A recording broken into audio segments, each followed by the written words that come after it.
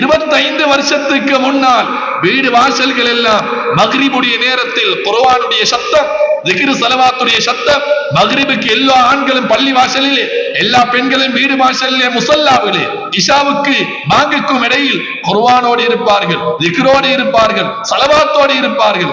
இஷா பாங்கு சொல்லப்பட்டதா, இஷா ஜமாத் பள்ளிக்கு வருவார்கள், வீட்டில் பெண் மக்கள் தொழுவார்கள். அதுக்கு பின்னால் இன்னொரு சூரத்தோ குர்ஆனுடைய மீதமோ மக்ரிபுக்கு முன்னால் ஓதப்பட்டதை ஓதி முடித்து அப்படியே இரவு உணவை உட்கொண்டு நேரகாலத்தோடு 10 மணிக்கு முன்னாலே தூங்கி விடுவார்கள்.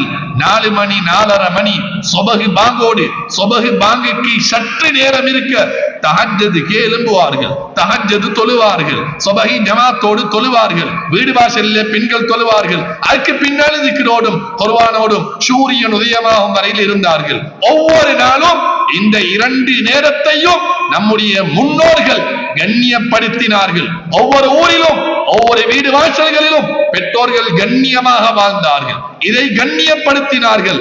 அதனால் அவர்களை அல்லாஹ் கண்ணியப்படுத்தினார். வீடு வாசல் எடுங்க, சின்ன வீடு வாசல், ஆனால் 10-15 பிள்ளைகள் வாழ்ந்தார்கள். இப்ப பாருங்க, எத்தனையோ ஏக்கர் அளவுக்கு, எத்தனையோ மீட்டர் அளவுக்கு வீடு வாசல்கள் பெரிது.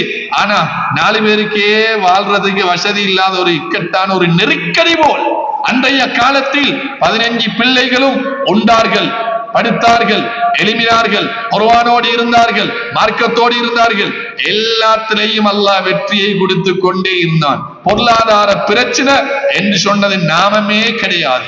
இன்று பாருங்கள், 25 வருஷத்தையும் தாண்டி ஒவ்வொருவரும் வியாபாரம் செய்கிறார்கள். கையில் பரக்கத்து கிடையாது, எதை எடுத்தாலும் பிரச்சனையாத்தான் இருக்குது, எதை எடுத்தாலும் கடனாத்தான் இருக்குது. பிள்ளைகளுடைய முன்னேற்றத்தை காண முடியாது. காரணம், கண்ணியமான இந்த 2 நேரங்களும் அப்படியே அநியாயம் செய்யப்பட்டு குழி தோண்டி ஒவ்வொரு வீடு வாசல்களிலும் போல் புதைக்கப்பட்டு விட்டன. அதனால் பரக்கத்து தூக்கி எரியப்பட்டு விட்டன என்பதுதான் இன்றைய ஹுத்பாவுடைய சுருக்கமும் உண்மையான சிலர்களுக்கு கசப்பான உண்மையும்.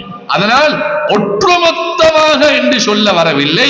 சிலர்கள் இருப்பார்கள், மூத்தவர்கள், முதியவர்கள், மக்ரிபோடு குர்ஆனோடு திக்ர் ஸலவாத்தோடும் ஔராதுகளோடும் இருப்பார்கள். காலையானா ஆபீஸுக்கு போவாங்க, வேலைக்கு போவாங்க, நேரத்துக்கு லுஹரா அஸரா தொழுது கொள்வாங்க.